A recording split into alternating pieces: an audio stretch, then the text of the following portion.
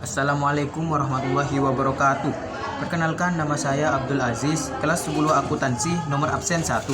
Di sini saya akan menjelaskan tentang jurnal penyesuaian perusahaan jasa. Pengertian: jurnal penyesuaian pada perusahaan jasa adalah entry akuntansi yang dibuat pada akhir periode akuntansi untuk menyesuaikan saldo akun agar mencerminkan kondisi keuangan dan kinerja usaha yang sebenarnya. Selanjutnya adalah tujuan. Tujuan dari jurnal penyesuaian pada perusahaan jasa adalah untuk memastikan bahwa laporan keuangan mencerminkan kondisi yang akurat dan wajar sesuai dengan prinsip akuntansi. Berikut beberapa tujuan. 1. Menyesuaikan saldo akun agar sesuai dengan kondisi aktual. Misalnya mencatat pendapatan atau beban yang sudah terjadi tetapi belum dicatat. 2. Memenuhi prinsip akuntansi akrual. Pendapatan dan beban harus diakui pada periode terjadinya, bukan saat kas diterima atau dibayar. 3.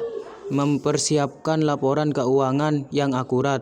Jurnal penyesuaian membantu agar laporan laba rugi dan neraca mencerminkan data yang sebenarnya. 4. Menghindari kesalahan pencatatan seperti beban dibayar di muka yang sebelum menjadi beban atau pendapatan diterima di muka yang belum menjadi hak. 5. Mengukur kinerja perusahaan secara tepat dengan mencatat seluruh pendapatan dan beban yang relevan.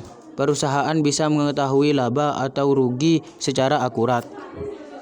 Jenis-jenis jurnal penyesuaian. 1. Penyesuaian pendapatan diterima di muka. Contoh, jika perusahaan menerima pembayaran di awal untuk jasa yang belum diberikan. Jurnal pendapatan diterima di muka ada di debit, sedangkan pendapatan jasa di kredit. Penyesuaian pendapatan yang masih harus diterima. Contoh, jasa sudah diberikan tapi belum ditagih atau dicatat. Jurnal piutang usaha ada di debit, pendapatan jasa ada di kredit. Penyesuaian beban dibayar di muka. Contoh, biaya sewa dibayar untuk beberapa bulan ke depan, tapi hanya sebagian yang sudah menjadi beban. Jurnal sewa berada di debit, sewa dibayar di muka berada di kredit. 4. Penyesuaian beban yang masih harus dibayar. Contoh, gaji karyawan belum dibayar tapi sudah menjadi kewajiban. Jurnal beban gaji ada di debit, utang gaji ada di kredit. 4. Penyesuaian aset tetap.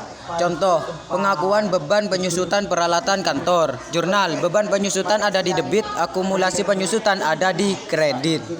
Sekian video yang bisa saya sampaikan, kurang lebihnya mohon maaf. Wassalamualaikum warahmatullahi wabarakatuh.